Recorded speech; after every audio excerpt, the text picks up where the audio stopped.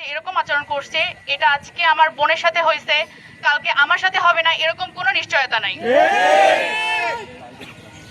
তাই আমি এই ঘটনার তীব্র নিন্দা জানাচ্ছি এবং আমি চাই তাকে সর্বোচ্চ শাস্তির আওতায় আনা হোক। এবং সাধারণ শিক্ষার্থীদের যারা আজকে আমাদের এটি ডিসিপ্লিনে 26 ব্যাচের এক বোনের সাথে যে নিকারজনক ঘটনা ঘটেছে তার পাশে এসে দাঁড়িয়েছেন, তার জন্য আমি ধন্যবাদ জানাতে চাই। আজকে সাধারণ মানুষ যাদের মেরুদণ্ড আজকে অবশেষে শক্তভাবে এই ন্যাক্কারজনক ঘটনার বিরুদ্ধে দাঁড়িয়েছে। কারণ এটা কোনো নতুন ঘটনা না যে একদিন ঘটছে তার বিরুদ্ধে সাথে সাথে আমরা দাঁড়াইছি, এটা কন্টিনিউয়াসলি এই ক্যাম্পাসে ঘটেই যাচ্ছে। কিন্তু আমি আরো ধন্যবাদ জানাতে চাই 26 ব্যাচের বোনকে যে অবশেষে এই এটি ডিসিপ্লিনের এই নরপিশাচের বিরুদ্ধে অবশেষে উঠে দাঁড়িয়েছে তার যথাযথ এভিডেন্স নিয়ে।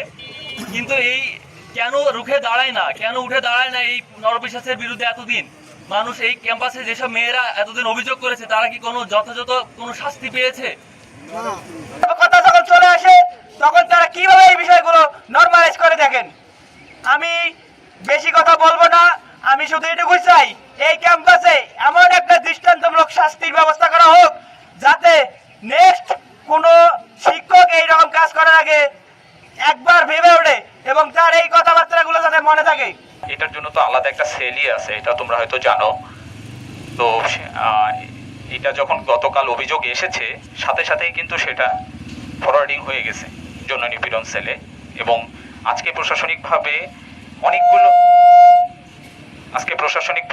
অনেকগুলো কিন্তু মিটিং হয়ে গেছে। আমি যতদূর জেনেছি প্রফেসর রেজাউল করিমকে ইতিমধ্যে অ্যাগ্রো টেকনোলজি ডিসিপ্লিনের প্রধানের দায়িত্ব থেকে অব্যাহতি দেওয়া হয়েছে।